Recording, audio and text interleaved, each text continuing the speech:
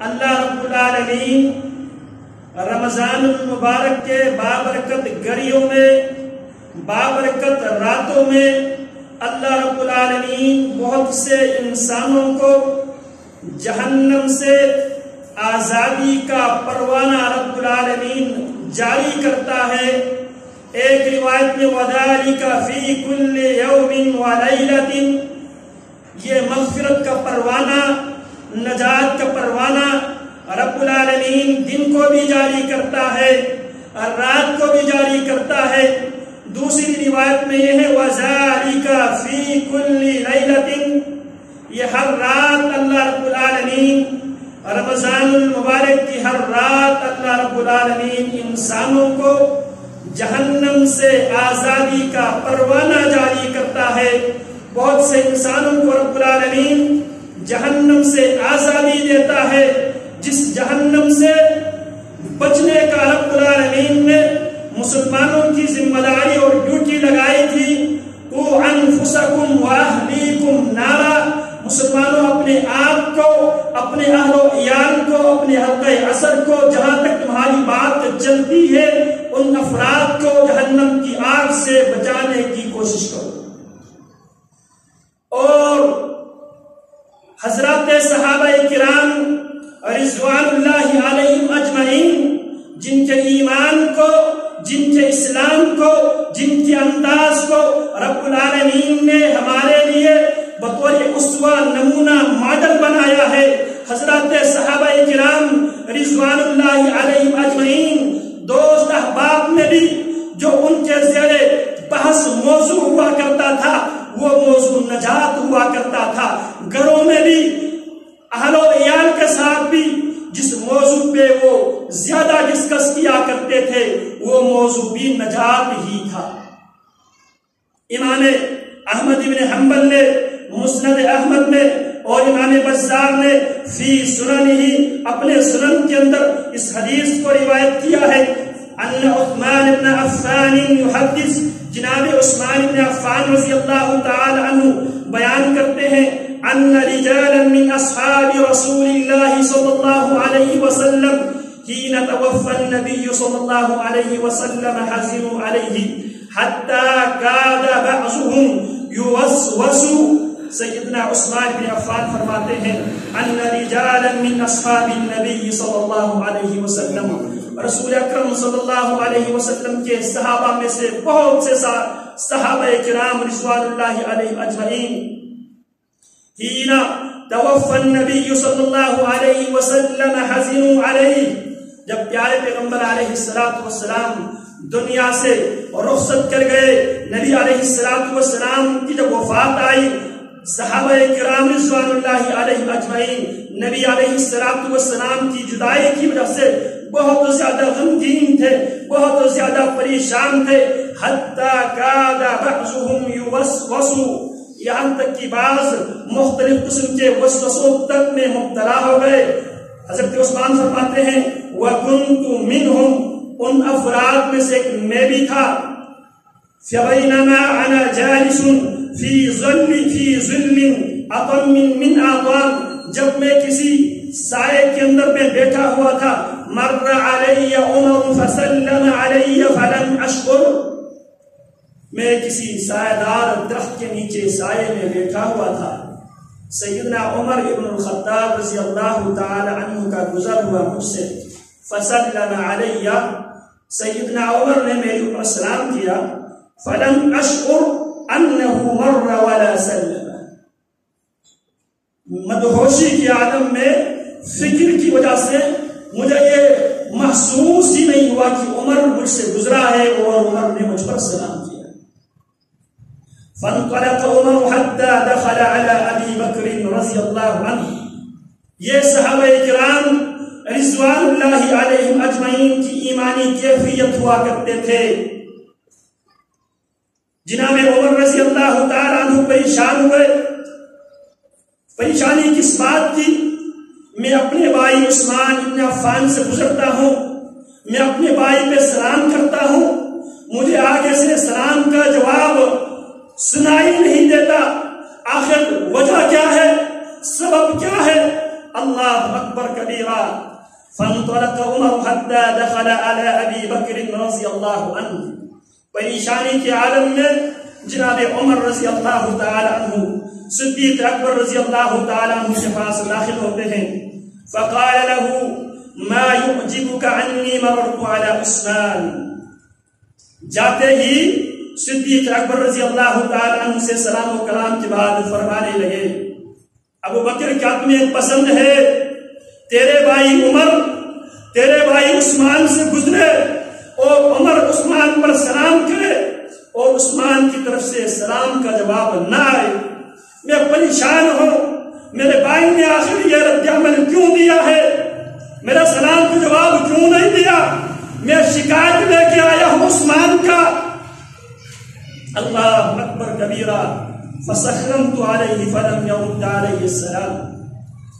خلیفۃ المسلمین، میں اپنے بھائی پہ سلام کر چکا ہوں لیکن میرے بھائی میرے سلام کا جواب نہیں دیتے. وَأَقْبَلَ هُوَ وَأَبُو بَكْرٍ رضی اللہ عنہ. یہ تھے صدیق اکبر رضی اللہ تعالی عنہ جو خیر کے کاموں میں ہمیشہ مسابقت کیا کرتے تھے. أولئك يسارعون في الخيرات وهم لها سابقون. یہ سابقون کی جماعت تھی. أولئك يسارعون في الخيرات، یہ خیرات میں ایک دوسرے سے سبقت مقابلہ بازی دوڑ میں ریس میں لگے رہتے تھے. وهم لها سابقون. پیارے پیغمبر فرماتے اللہ رب العالمین فرماتے وهم لها سابقون. اور یہی وہ جماعت ہے جو سبقت لے جانے والے ہیں.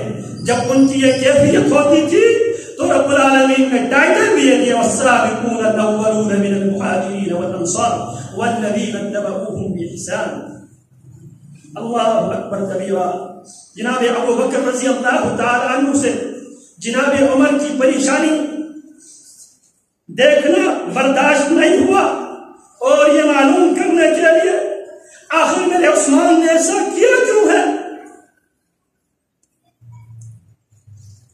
فانطلق عمر حتى دخل على ابي بكر فقال له ما يعجبك اني مررت على عثمان فسلمت عليه فلم يرد علي السلام. واقبل هو وابو بكر في ولايته.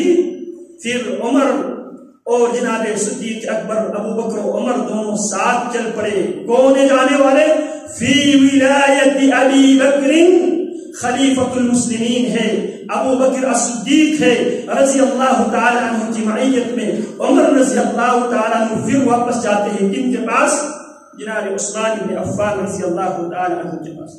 حتی سلم علی جمیعا. جناب عثمان فرماتے ہیں دونوں نے آتے ہی مجھ پر دونوں نے سلام کیے. ثم قال ابو بکر جاءنی اخوک عمر فذكر انه مر عليك فسلم فلم ترد عليه السلام. جناب ابو بکر رضی اللہ تعالی عنہ سلام کرنے کے بعد جناب عثمان بن عفان رضی اللہ تعالی عنہ سے فرمانے لگے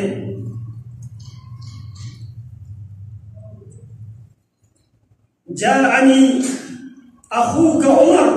عثمان میرے پاس تیرے بھائی عثمان میرے پاس تیرے بھائی عمر تیری شکایت لے کر آیا تھا. فذكر انه مر عليك فسلم فلم ترد عليه السلام. عمر یہ شکایت لے کر میرے پاس آیا تھا کہ عمر کا گزر ہوا تھا تجھ سے، عمر نے سلام کیا تھا تجھ پہ. فلم ترد عليه السلام، تیرا جرم یہ ہے کہ تو نے عمر کی سلام کا جواب نہیں دیا. فمن الذي حملك على ذلك، میں جواب لینے کے لیے آیا ہوں آخر کس چیز نے کس بات نے تمہیں عمر کی سلام کا جواب دینے سے کس چیز نے تمہیں روکا؟ کون سی چیز رکاوٹ بنی؟ مجھے جواب چاہیے، ایسا کیوں کیا؟ آج ہماری اگر اس طرح کا معاملہ ہو جائے ہمیں کچھ ٹسے مسئلے نہیں ہوتے ہیں. اللہ اکبر کبیرہ. فما الذي حملك على ذلك قال قلت ما فعلت. جناب ابو بکر رضی اللہ تعالیٰ عنہ کے سوال کے جواب میں نے ان الفاظ میں دیا ما فعلت. خلیفۃ المسلمین، میں نے ایسا کچھ بھی نہیں کیا. فقال عمر بلى والله قد فعلت. جناب عمر رضی اللہ عنہ مدعی تھے، قسم اٹھاتے ہیں اللہ کی قسم عثمان میں آپ سے گزرا تھا، سلام بھی کیا تھا، لیکن آپ نے سلام کا جواب نہیں دیا اللہ کی قسم.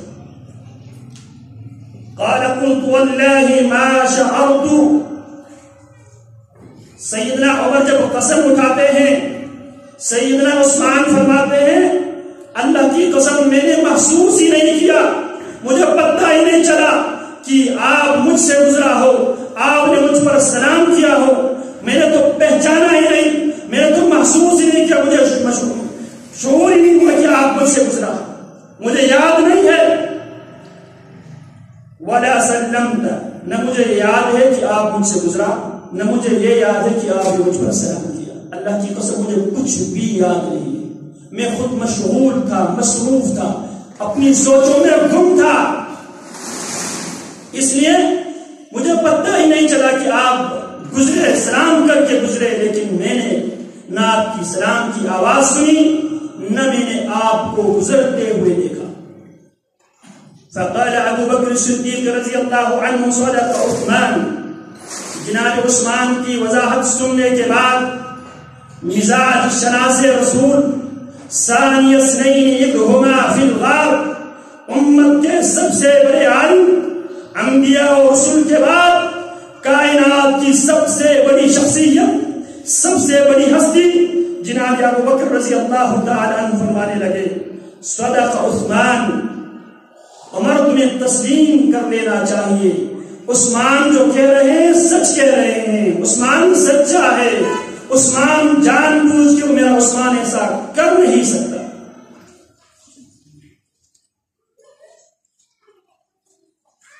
پھر فرمانے لگا وَقَدْ شَغَلَكَ عَنْ ذَلِكَ أَمْرٌ. جناب عمر کو تسلی دینے کے بعد جناب ابو بکر عثمان سے سوال کرتے ہیں وَقَدْ شَغَلَكَ عَنْ ذَلِكَ أَمْرٌ. کیا کسی چیز نے تجھے مشغول رکھا تھا عثمان؟ فَقُلْتُ عَجَلْ. جناب عثمان کہنے لگے ہاں خلیفۃ المسلمین میں مشغول تھا. قال ما ہوا. صدیق اکبر سوال کرتے ہیں اتنی بڑی مشغولیت، تیرے بھائی عمر تجھ سے گزرے، وہ تجھ پر سلام کرے، تو سلام کی جواب بھی نہ دے پائے اور تجھے محسوس بھی نہ ہو جائے کون آیا اور کون گیا اور کس نے کیا کہا. آخر وہ کون سی مشغولیت تھی، کن سوچوں میں تو گم تھا؟ اپنی پریشانی ہمارے ساتھ شیئر کرو عثمان. قال عثمان. اب عثمان رضی اللہ تعالی عنہ اپنی مصروفیت، اپنی مشغولیت اور اپنی ذہنی کیفیت بیان کرتے ہیں. توفى الله رسوله صلی اللہ علیہ وسلم. خلیفۃ المسلمین میں ان سوچوں میں گم تھا، میں ان باتوں میں مشغول تھا، میں یہ سوچ رہا تھا رب العالمین نے اپنے پیغمبر کو دنیا سے اٹھا لیا ہے، پیارے پیغمبر دنیا سے وفات کر گئے ہیں، پیارے پیغمبر دنیا سے رخصت کر گئے ہیں.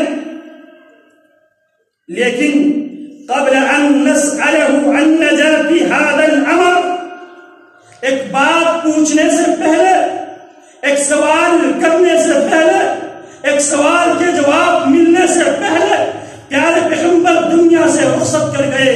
میں پیارے پیغمبر سے یہ سوال نہیں کر سکا، یہ بات نہیں پوچھ سکا اللہ کی حبیب آخرت میں نجات کی دار و مدار کن باتوں پر.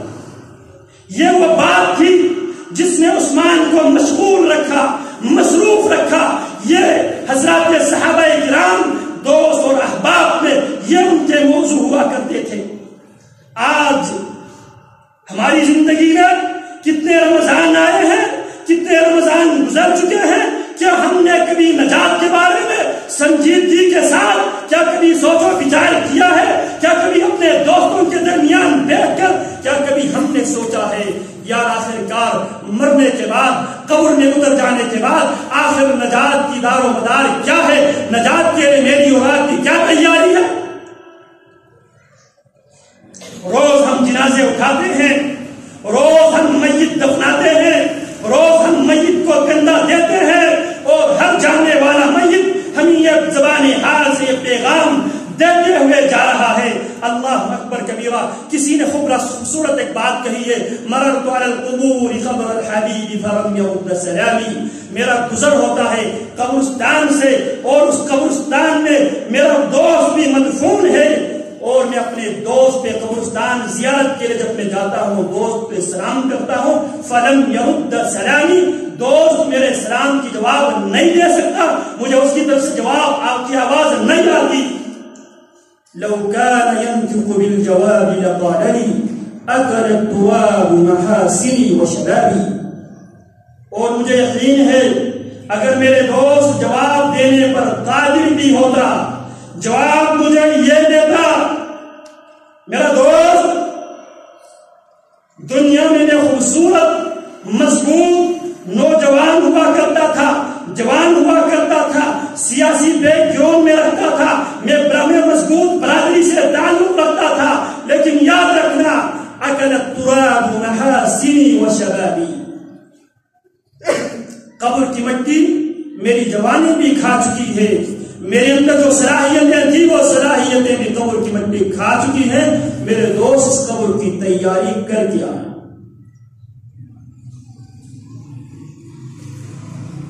اور ہر مرنے والا میت یہی پیغام دیتے ہوئے جا رہا ہے، ایک تو دنیا میں حلال و حرام کے تمیز کے بغیر، حلال و حرام کی تمیز کے بغیر دنیا کمانے والے انسان دیکھ یقین نہیں آتا ہے تو میرا کفن چیک کر کے دیکھ، میں کفن میں کوئی جیب لے کے نہیں جا رہا، میں قبر میں اکیلا جا رہا ہوں، اور تم نے بھی اکیلا آنا ہے۔ جس طرح آج تو مجھے کندھا دے رہا ہے، ایک زمانہ ایسا بھی ہوتا تھا میں دوسروں کو کندھا دیا کرتا تھا، اور یاد رکھنا وہ دن بھی آنے والا ہے جس دن لوگ تجھے کندھے پہ اٹھا کر میری طرح تجھے بھی اٹھا کر اس گڑھے میں پھینک کر واپس لے جائیں۔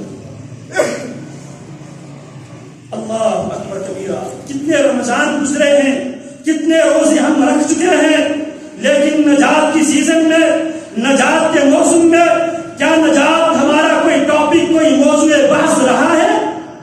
کیا نجات کے لیے ہم سنجیدہ ہے؟ یہ حضرات صحابہ کرام ذرا غور کریں، کون ہے یہ تین؟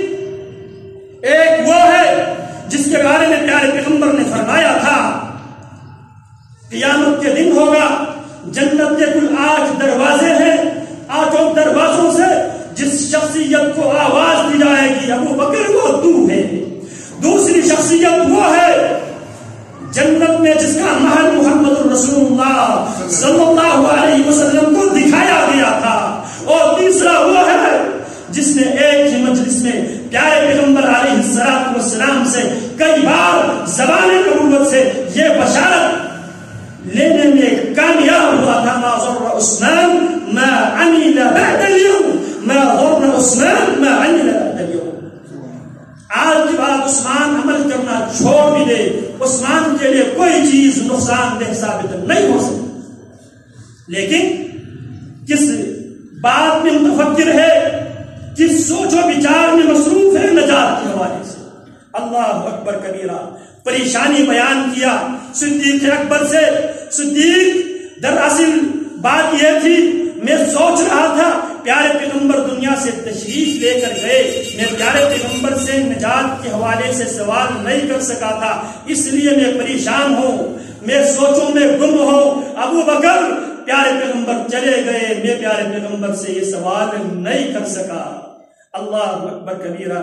صدیق اکبر رضی اللہ تعالیٰ عنہ فرماتے ہیں فقد سألته، یہ ہے صدیق اکبر رضی اللہ تعالیٰ عنہ، اولئک یسارعون فی الخیرات وهم لها سابقون، یہ خیرات پہ سبقت لے جانے والے، اور وهم لها سابقون، اور یہی در حقیقت خیرات پہ سبقت لے جانے والے ہیں۔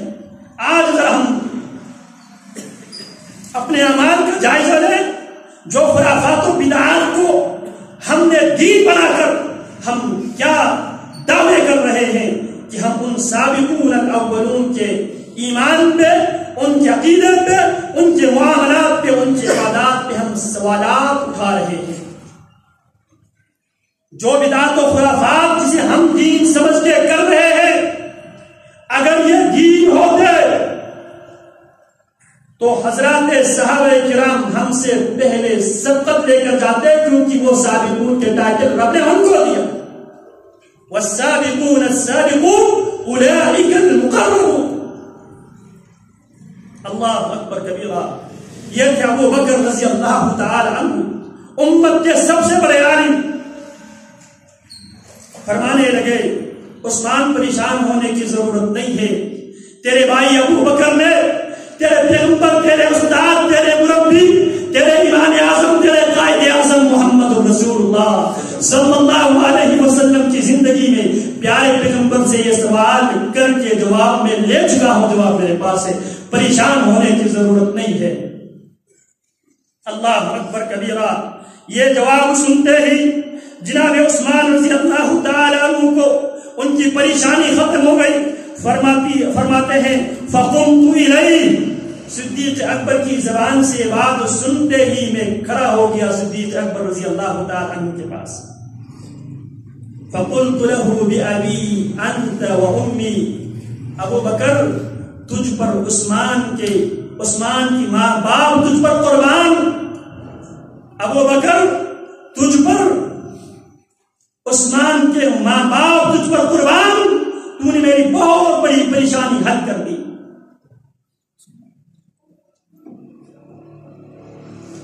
انت احق بها. ابو بکر امت میں تو ہی سب سے زیادہ اس بات کا حقدار تو ہی ہے. ان چھوٹی چھوٹی باتوں کو بھی، ان بڑی بڑی باتوں کو بھی، اور چھوٹی چھوٹی باتوں کو بھی باریک بینی کے ساتھ پیارے پیغمبر سے ان سوالات کے جواب لینے کا اگر امت میں کوئی زیادہ حقدار ہے تو ابو بکر تیری ذات ہے، تیری شخصیت ہے. پھر فرمانے لگے فقال ابو بکر رضی اللہ عنہ فرمانے لگے عثمان جو تو آج سوچ رہے ہیں نا پیارے پیغمبر علیہ السلام کی زندگی میں سوچا کرتا تھا، اور اسی سوچ نے مجھے پیارے پیغمبر علیہ السلام سے سوال کرنے پہ مجبور کر دیا. میں نے پیارے پیغمبر سے سوال کیا، آقا علیہ السلام نے جواب یہ دیا فقلت یا رسول اللہ صلی اللہ علیہ وسلم. میں نے پیارے پیغمبر علیہ السلام سے پھر یہ سوال ہی کر لیا، اے اللہ کے رسول علیہ السلام ما نجات هذا الامر. اللہ کے حبیب نجات کس بات میں ہے؟ اللہ کے حبیب آخرت میں فمن زحزح عن النار وادخل الجنة فقد فاز. فمن زحزح عن النار، جسے آگ سے بچا لیا جائے، وادخل الجنة فقد فاز، اور جسے جنت میں داخل کر دیا جائے، حقیقی معنوں میں کامیاب یہ انسان ہوا ہے. اللہ اکبر کبیرہ. فقال رسول اللہ صلی اللہ علیہ وسلم عثمان میرے سوال کے جواب میں پیارے پیغمبر نے ان الفاظ میں پیارے پیغمبر نے دیا من قبل منی الکلمۃ التي عرضت على عمي فردها علي فهي له نجات. عثمان میں نے بھی پیارے پیغمبر علیہ السلام سے ہی سوال کیا تھا اللہ کے حبیب نجات کس بات میں ہے؟ اللہ کے حبیب نجات کا ذریعہ کیا ہے؟ تو پیارے پیغمبر علیہ السلام نے مجھے جواب یہ دیا تھا من قبل منی الکلمۃ التي، جو مجھ سے اس کلمے کو قبول کر لے، اس کلمے کا اقرار کر لے، اس کلمے پر یقین لے آئے، اس کلمے کے تقاضوں کے مطابق جو زندگی گزارے، جس کلمے کو میں نے اپنے چچا جان ابو طالب پہ میں نے پیش کیا تھا قل یا عمی لا الہ الا اللہ کلمۃ احاج بها عند اللہ. چچا جان لا الہ الا اللہ کہہ دے، میں اللہ رب العالمین سے آپ کی سفارش کروں گا. میرے چچا نے اس کلمے کو پڑھ لیا ہے. پیارے پیغمبر نے فرمایا من قبل منی الکلمۃ التي عرضتها على عمی، جو مجھ سے اس کلمے کو لیتا ہے، اس کلمے کو سیکھتا ہے، اس کلمے پہ ایمان اور یقین رکھتا ہے، جس کلمے کو میں نے اپنے چچا جان پہ پیش کیا تھا فردها علی، میرے چچا جان نے اس بات کو ماننے سے انکار کر دیا تھا، جو اس بات کو مجھ سے لے اس پر عمل کرے تو اس کے لیے نجات ہے۔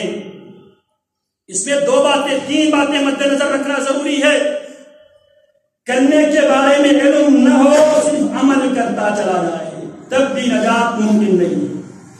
عیسائی بغیر علم کے عمل ہی کرتے جا رہے تھے اور نجات ہی کے لیے انہوں نے رہبانیت کو خود ایجاد کیا تھا۔ وَرَهْبَانِيَّةَ ابْتَدَعُوهَا مَا كَتَبْنَاهَا عَلَيْهِمْ، ایسی رہبانیت جسے انہوں نے خود ایجاد کیا، خود اختیار کیا، ہم نے ان پر لازم نہیں قرار دیا تھا۔ تو عیسائیت بغیر علم کے عمل ہی کرتے جا رہے تھے۔ عیسائیت کی گمراہی کی وجہ کیا تھی؟ وہ بغیر علم کے عمل کرتے جا رہے تھے۔ اور یہودیت کی گمراہی کی وجہ یہ تھی وہ علم رکھتے تھے، عمل نہیں کرتے تھے۔ علم رکھتے تھے، عمل نہیں کرتے تھے۔ يَعْرِفُونَهُ كَمَا يَعْرِفُونَ أَبْنَاءَهُمْ، وہ پیارے پیغمبر علیہ السلام کو اسی طرح پہچانتے تھے جس طرح وہ اپنی اولاد کو پہچانا کرتے تھے، لیکن اس کے باوجود علم رکھنے کے باوجود وہ عمل نہیں کیا کرتے تھے۔ ایک وہ ہے جو علم بھی رکھتا ہے، عمل بھی کرتا ہے، لیکن جو زبان سے ادا کر رہا ہے، جو جواری سے اعضاء سے جو عمل بجا لا رہا ہے، دل سے تصدیق نہیں کرتا، یہ منافقین کے روش ہے۔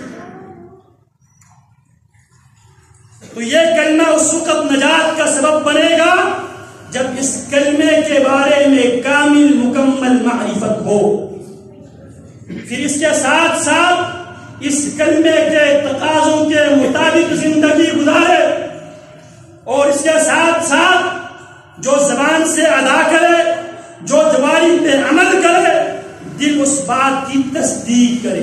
یہی ایمان کی ڈیفینیشن ہے۔ اقرار باللسان، تصدیق بالجنان، عمل بالجوارح۔ ایمان نام ہے زبان سے ادا کرنے کا، دل سے تصدیق کرنے کا، اعضاء سے عمل کرنے کا، اور ایمان سے پہلے، عمل سے پہلے علم ضروری ہے۔ امام بخاری علیہ رحمہ نے صحیح البخاری کے اندر باقاعدہ عنوان دیا ہے، العلم قبل الامر بالمعروف والنهي عن المنکر، العلم قبل العمل، علم ضروری ہے عمل سے پہلے۔ اور دلیل کیا لیا ہے؟ قرآن مجید کی آیت فَاعْلَمْ أَنَّهُ لَا إِلَهَ إِلَّا اللَّهُ وَاسْتَغْفِرْ لِذَنبِكَ، سب سے پہلے اس بات کا علم حاصل کر لے اللہ ایک ہے، دو تین نہیں ہے۔ اللہ کے اختیارات میں نہ کوئی ملک کے مقرب، نہ کوئی نبی مرسل، نہ کوئی ولی، نہ کوئی صحابی، نہ کوئی محدث، نہ کوئی ولی، نہ کوئی پیر، نہ کوئی خطیب، نہ کوئی امام، کوئی بھی اللہ کے اختیارات میں شامل نہیں ہے۔ اللہ علی کل شیء قدیر ہے، اللہ خالق ہے، باقی سب مخلوق ہے۔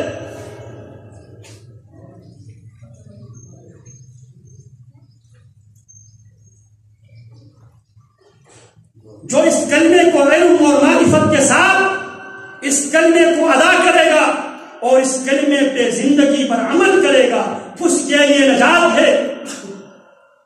اللہ اکبر کبیرہ۔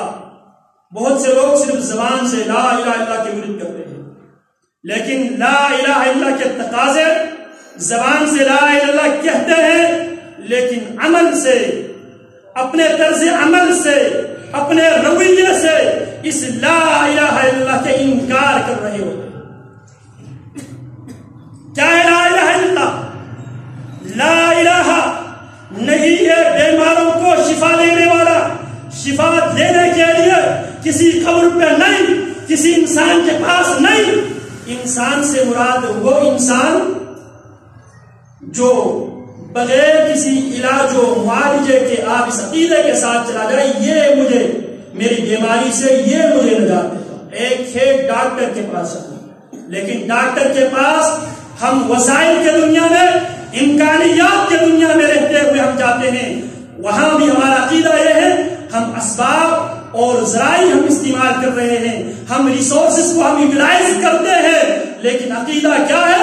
وَإِذَا مَرِضْتُ فَهُوَ يَشْفِي، بیمار میں ہوتا ہوں شفا اوپر سے۔ لا الہ کا معنی نہیں ہے کوئی شفا دینے والا، لا الہ نہیں ہے کوئی اولاد دینے والا، لا الہ نہیں ہے مصیبت سے چھٹکارا دینے والا، لا الہ نہیں ہے میری غربت کو مٹانے والا، لا الہ نہیں ہے میرے مشکلات کو حل کرنے والا، الا اللہ، اس اللہ کے علاوہ کوئی اور الہ معبود نہیں ہے۔ اسی طرح محمد الرسول اللہ، کیا معنی ہے یہ کلمہ؟ دو جملوں پر مشتمل ہے، ایک اللہ کی وحدانیت اور دوسری بات محمد الرسول اللہ صلی اللہ علیہ وسلم کی رسالت۔ آج ہم رسول اکرم صلی اللہ علیہ وسلم سے محبت کی عشق کے دعوے دار ہے، لیکن ہماری شکل و صورت سے، ہمارے قول و فعل سے، ہماری عبادات، ہماری معاملات پیارے پیغمبر علیہ السلام کی سنت کے بالکل عکس ہے۔ محمد الرسول اللہ کا، محمد الرسول اللہ کیا مفہوم ہے؟ طاعته فيما امر واجتناب ما نهى عنه وزجر وان لا يعبد الله الا بما شرع۔ محمد الرسول اللہ زبان سے ادا کرنے سے بات نہیں بنے گی، جو پیارے پیغمبر نے کہا ہے، جیسا کہا ہے، جس طرح کہا ہے، اسی طرح کرنے کا نام محمد الرسول اللہ، اسی پیارے پیغمبر تک اپنے آپ کو محدود رکھنے کا نام، یہ ختم نبوت پر ایمان اور عقیدہ ہے۔ جو بدعتی ہے وہ ختم نبوت پہ ایمان نہیں رکھتا۔ آج یہ موضوع بہت زور و شور سے، ایوانوں سے لے کے گلی کوچوں تک یہ بات زیر بحث ہے، پیارے پیغمبر علیہ السلام کی رسالت اور ختم نبوت کے حوالے سے۔ کیا کبھی ہم نے غور کیا ہے جب ہم خرافات بدعات کو دین کے ٹائٹل سے جب ہم کرتے ہیں تو ہم لاشعوری میں جہالت کی بنیاد پہ ہم یہ کہہ رہے ہیں اللہ کے نبی علیہ السلام کی ختم نبوت کے انکار کر رہے ہیں، پیارے پیغمبر کی شریعت کو ہم ناکافی سمجھتے ہوئے، پیارے پیغمبر کی معاملات کو ناکافی سمجھتے ہوئے، پیارے پیغمبر کی عبادات کو ناکافی سمجھتے ہوئے، پیارے پیغمبر کے طریقے عبادات کو ناکافی سمجھتے ہوئے ہم نے اس میں اضافہ ہی کرتے جا رہے ہیں اور دعویٰ کیا ہے؟ تاجدار ختم نبوت۔ یہ نجات کا دار و مدار ان باتوں پر ہے، اللہ کی توحید، محمد الرسول اللہ صلی اللہ علیہ وسلم کی رسالت۔ رسول اللہ کو رسول ماننے کا مطلب یہ ہے پیارے پیغمبر نے جیسا کیا، جس طرح کیا، جتنا کیا، یہ بات یاد رکھے، جیسا کیا، جس طرح کیا، جتنا کیا، اسی انداز کو اپناؤ گے تو نجات مل جائے گی۔ اگر اس انداز میں، اس مقدار میں اگر کوئی اونچ نیچ کر دے، آگے پیچھے کر دے تو نجات ممکن نہیں ہے۔ اور اس کی آپ مثال لے لو دنیا کی زندگی، آپ اپنے نمبر کسی کو دیتا ہے، جب بھی آپ کو ضرورت پڑے تو آپ نے مجھے کال کرنا ہے، اس نے آپ کا فکس نمبر اس نے لکھ لیا ہے، اگر وہ آپ کے نمبر میں اضافہ کرے کیا اس کی آپ سے بات ہو سکتی ہے؟ ذرا کر کے دیکھ لو۔ نمبر آپ نے جو 11 کی جو ڈیجٹ دیا ہے اس میں اگر وہ 12 نمبر شامل کر دے تو کیا آپ تک اس کی بات ہو سکتی ہے؟ اگر اس میں سے کم کر لے، 11 کو 10 کر لے، کیا پھر بھی بات بن سکتی ہے؟ کیا خیال ہے؟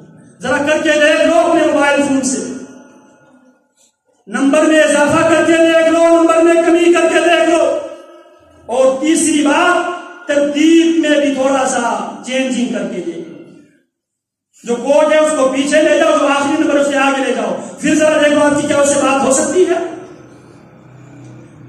بھائی جس طرح دنیا کے اصول و قانون یہ ہے، کمپنی نے جو نمبر آپ کو اعلان کیا ہے اور جس ترتیب سے اور جس مقدار میں آپ کو نمبر دیا ہے، اسی ترتیب سے اسی مقدار سے آپ نمبر ملائیں گے، آپ اپنے مطلوبہ نمبر تک آپ پہنچ جائے گا۔ اگر ترتیب میں چینج کرے پھر بھی بات نہیں بنے گی، مقدار میں کمی لے آئیں پھر بھی بات نہیں بنے گی، مقدار میں اضافہ کرے پھر بھی بات نہیں بنے گی۔ اسی طرح نجات کے لیے جو پیارے پیغمبر دے کر گئے ہیں، اگر جو اسی پہ اکتفا کرے گا وہ نجات حاصل کر سکتا ہے۔ اضافہ کرے پھر بھی آپ کی نجات ممکن نہیں ہے، کمی کرے پھر بھی نجات ممکن نہیں ہے، ترتیب میں وقفت کرے پھر بھی نجات ممکن نہیں ہے۔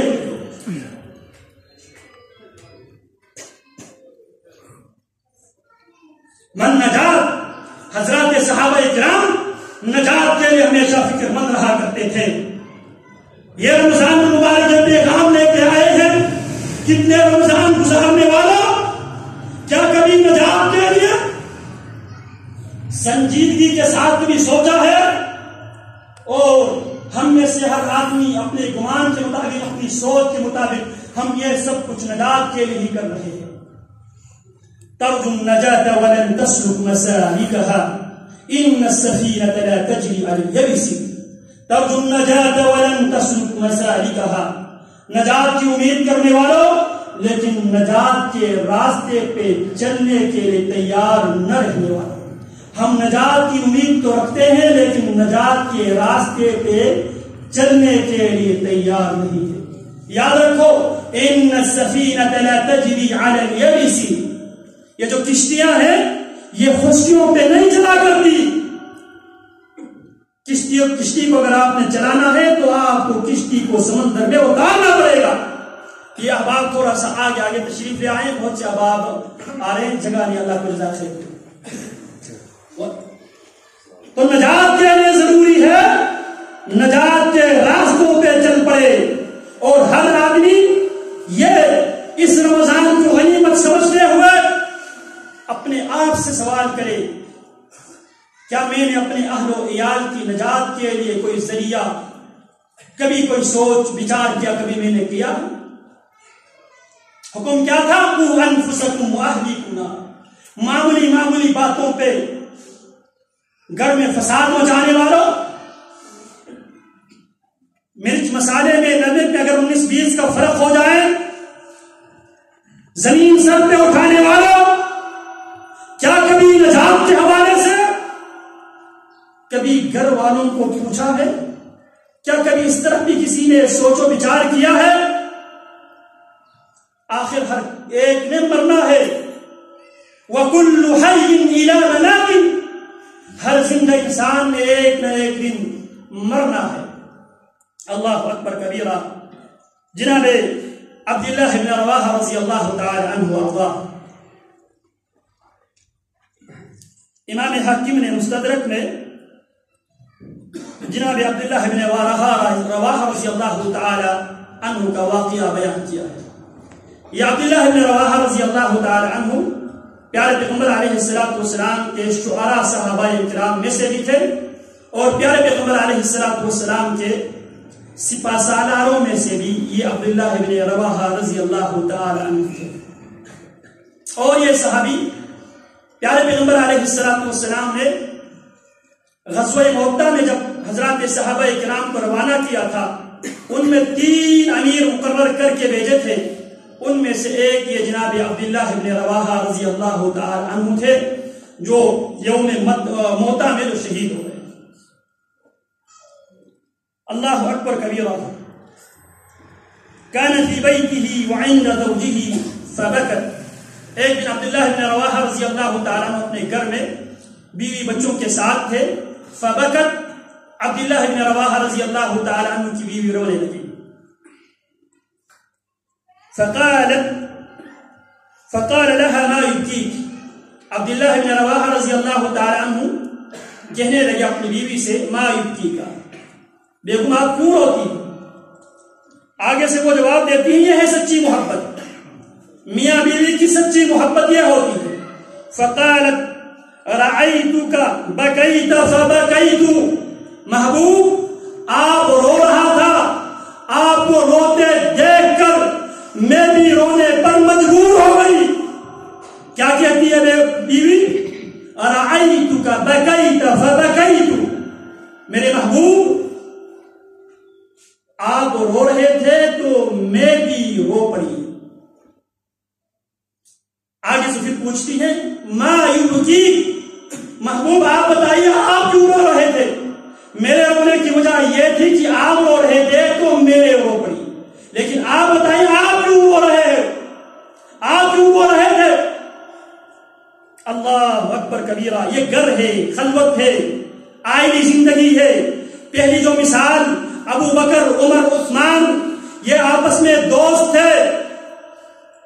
اللہ اکبر کبیرہ. یہ میاں بیوی ہے، گھر میں ہے. خاون رو پڑے تو بیوی بھی ساتھ رونے لگ گئی. اللہ اکبر کبیرہ.